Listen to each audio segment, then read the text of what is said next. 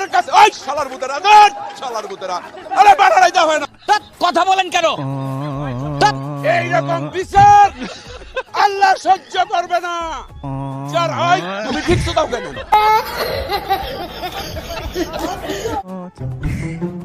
ভাই আজকে আমার মন ভালো নেই, তো আপনি একটু হাসান। আমি আপনাকে কেন হাসাবো? কারণ আপনার নাম সাকিব আল হাসান।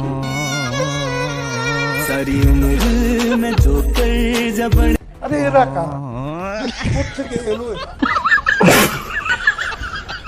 হ্যালো গাইস, কেমন আছেন সবাই? আশা করি সবাই অনেক অনেক ভালো আছেন। বরাবরের মতো আমাদের নতুন আরেকটি ভিডিওতে আপনাকে স্বাগতম। আজকের ঘটনা কি? আজকের ভিডিওতে আপনারা দেখবেন বাংলাদেশের অস্কার জয়ী কিছু রাজনৈতিক নেতাদের হাস্যকর কিছু ডায়লগ। আরে বাহ, তাহলে তো এটা আমাদের জন্য আনন্দের সংবাদ। যে ডায়লগগুলো দেখলে আপনার হাসতে হাসতে পেট ব্যথা হয়ে যাবে, গ্যারান্টি দিচ্ছি। তো বেগুন দিয়ে বেগুনি না খেয়ে আরো যে সবজি সহজলভ্য আছে সেটা দিয়ে খেলেই হয়, আমরা তাই খাই। কি মানুষ রে বাবা!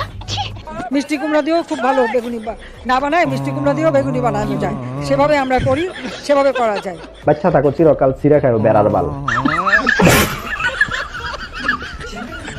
এছাড়া বর্তমান জেনারেশনের পোলাপাইনদের মুখে মুখে এই ভাইরাল ডায়লগগুলো ঘুরে বেড়ায়। যারা করেছে তারা দেশের শত্রু, জাতির শত্রু, জনগণের শত্রু, এই বাংলাদেশের শত্রু। এই দেশে আজকে আমরা সকলে মিলে আছি, আমাদের সকলের শত্রু, এবং সেই শত্রু যদি যেই হোক তাকে আমরা স্পেয়ার করব না। দ্বিতীয়ত হচ্ছে না, শত্রু identified, we are open, we are looking for শত্রু।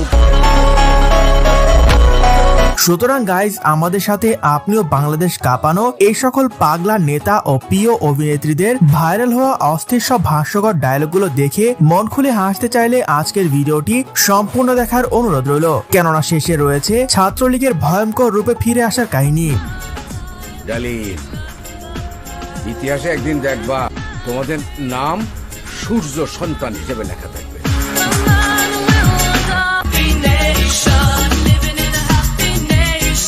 আমি নাম বলবো না, একজনকে জিজ্ঞেস করেছিলাম, ভাই আইন শৃঙ্খলায় যারা নিয়োজিত নাম বললে চাকরি থাকবে না। শালার বুতেরা চুপ থাক। আমারে মাফ করে দেন হুজুর, আমার ভুল হয়ে গেছে। এই সময় কম, শুরু করো। সো গাইজ, শুরুতেই দেখবেন হাসিনার পাঁচ আটা দালাল জুনাইদ আহমেদ পলকের অস্কার জয়ী একটি ডায়লগ। পাওয়ার এবং ইন্টারনেট সহ পুরো ব্যবস্থাটাই সেই সময় বিচ্ছিন্ন হয়ে যায়। আচ্ছা, এবং আমরা ইন্টারনেট বন্ধ করতে বাধ্য হই। আমরা ইন্টারনেট বন্ধ করিনি, ইন্টারনেট বন্ধ হয়ে গেছে। আমরা ইন্টারনেট বন্ধ করতে বাধ্য হই। আমরা ইন্টারনেট বন্ধ করিনি, ইন্টারনেট বন্ধ হয়ে গেছে। আমার চ্যাটার বাল। কাকাই তো এখন কট খাইছে, তাই আমরাও চাই তাকে একবার ইন্টারনেট ছাড়া আজীবনের জন্য বনবাসে দিয়ে আসা হোক। ঠিক বলেছো, তুমি ঠিক তো দাও কেন। তো যাই হোক গাইস, এর পর দেখবেন আমাদের সবার প্রিয় শোরুম আল হাসান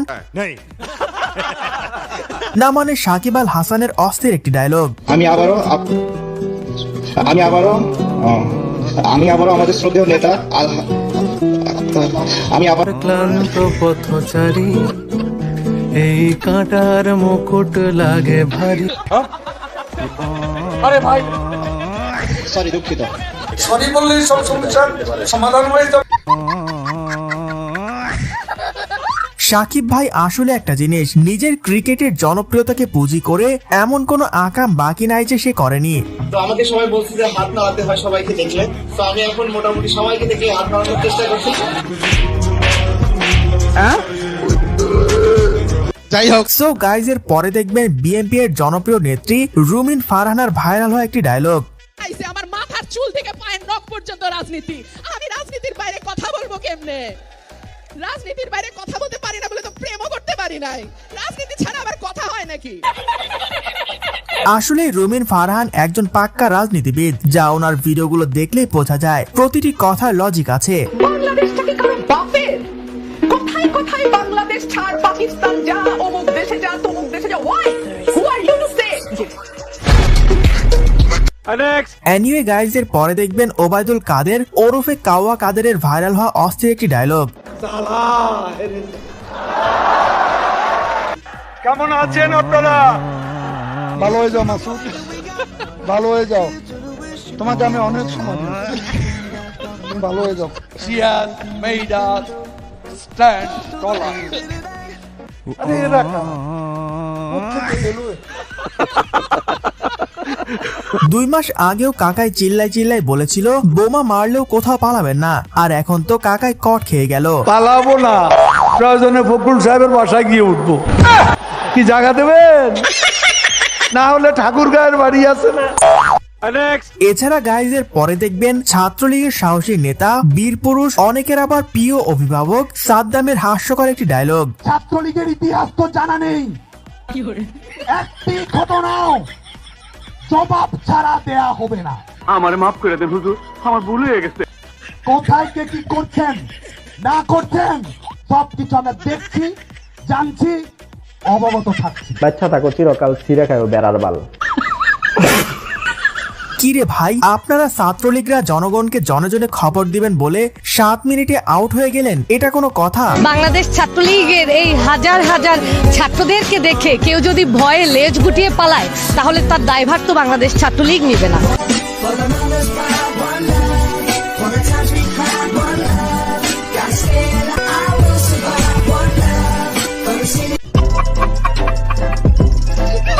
আবার শুনলাম ছাত্রলীগরা নাকি ভয়ঙ্কর রূপে ফিরে আসবে, কিন্তু ভাই ডাকাত হয়ে ফিরে আসবে এটা তো কখনো ভাবিনি। আমার মতন কেউ চিন্তা করেন না ভাই, আপনাকে পরিস্থিতি ছোট বলবো ভাই।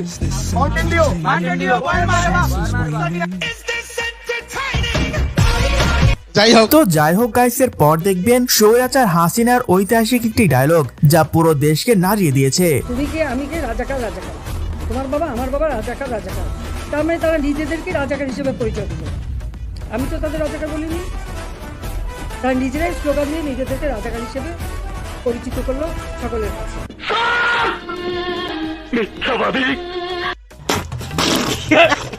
কি দরকার ছিল আপা শুধু মৌমাছির বাসায় ঢিল দেওয়ার? এখন বাপের বাড়ি ছেড়ে শ্বশুর বাড়ি থাকতে কেমন লাগছে? দেশবাসীর কাছে আমি বিচার চাই। আরে কি অপরাধটা কি করেছি? আরে মায়ের কোল খালি ওটা আমি চাই না, কারণ আমি তো বাবা মা সব হারিয়েছি, আমি তো জানি হারাবার ব্যথা কত।